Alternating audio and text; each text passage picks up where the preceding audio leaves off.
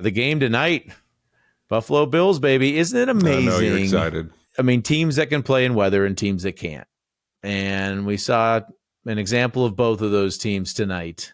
They absolutely dominated from the beginning of the game. Unfortunately, Christian McCaffrey goes down. We hope that he's okay. Didn't look great. But the Bills, I mean, Josh Allen built for that weather. Cook somehow looked faster than everybody else on the field. The Niners couldn't catch the ball. The Bills couldn't drop a ball. The Niners couldn't get their footing. The Bills were acting like it was perfect weather outside. For everybody that wants to talk about, I can't believe the Bills are building a new stadium and there's not a dome. Well, guess what? That's why. That's why. Yeah, that's why. That's why. Hey, look, watch that game. You know that's why.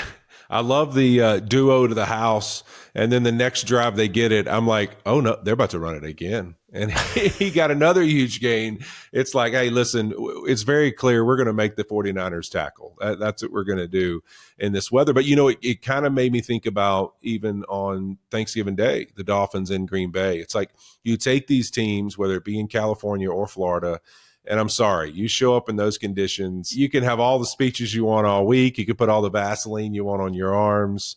You got to love some football, and you got to have a little bit of experience of playing in that kind of weather to play well. I think it is a huge advantage.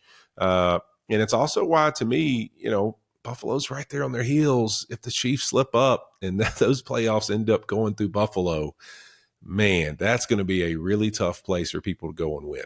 Yeah, although Kansas City did do it last year, you know, but it's going to be a tough place to go in and win. And it also made me think and had me thinking, gosh, the Dolphins should move to the NFC because, I mean, if they don't have home field advantage, I mean, you know, and they may not make the playoffs this year probably, but you think about all the outdoor teams and conditions that are better than them. I mean, they're going to have to win games in that type of weather. And at this point, it just looks like they're not built for that, Andrew. They are not built for that.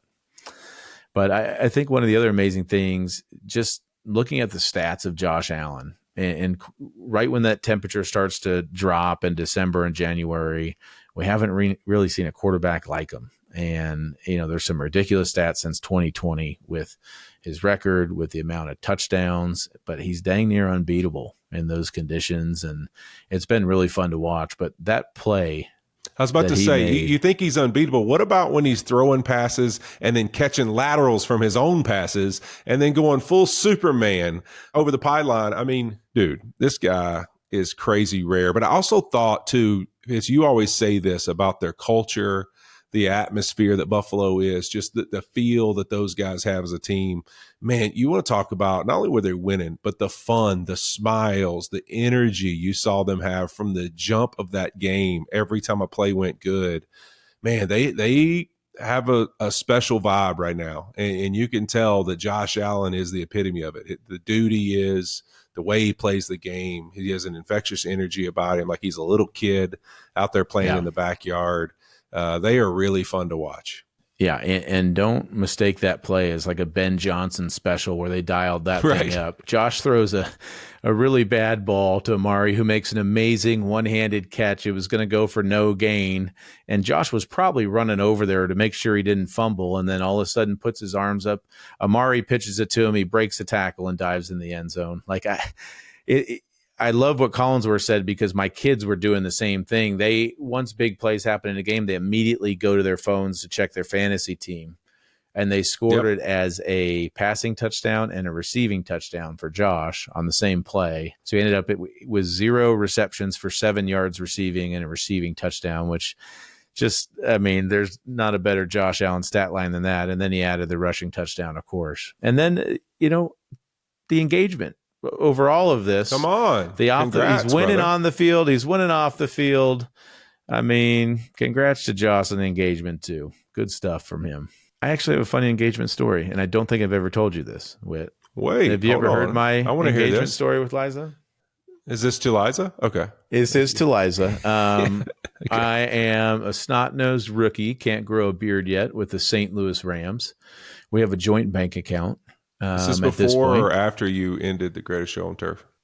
This is actually right before I ended the Greatest Show on Turf. Okay.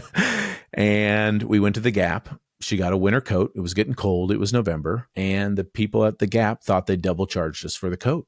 And so I had just bought the engagement ring that day. So I was storing it in my Nissan Pathfinder. And the person said, I think I double charged you. I'm so sorry. And back then it's like we couldn't do everything on our phones. So we were driving back and she said, I'll just check it on the computer when we get home to see if the charge went through twice. Well, I just bought an expensive engagement ring and I didn't want her to see that. I wanted it to be a surprise. So from the Gap to home, I had to determine like where I was going to propose. So I'm like, hey, do you want to grab some food and sit by the lake? And she's like, no, it's freezing. Like, why would I want to do that? It's like, okay, well, do you want to go to Ruth Chris and get a steak? No, like, I don't want to have a sit down dinner right now. We're kind of like getting in a little bit of an argument. I'm like, well, what do you want to do? Do you want to go to McDonald's? Yes, let's just go to McDonald's. Let's have a meal and get home. So we go to McDonald's. I think she gets now she always gets the 2 cheeseburger meal. And then dips fries and like sweet and sour sauce and sometimes a side of nuggies for both of us.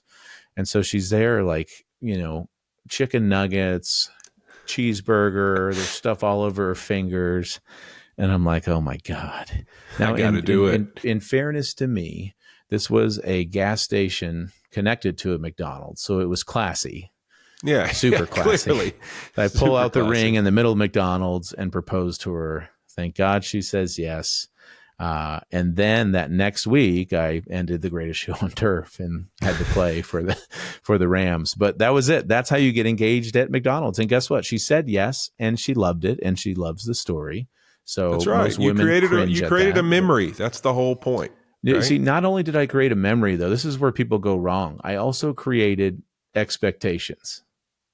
You know how many? None. The bar was this low. When you propose at McDonald's, the expectation for the first anniversary is not very high. The expectation for the wedding is not very high. Don't create false expectations by doing something too much for your engagement.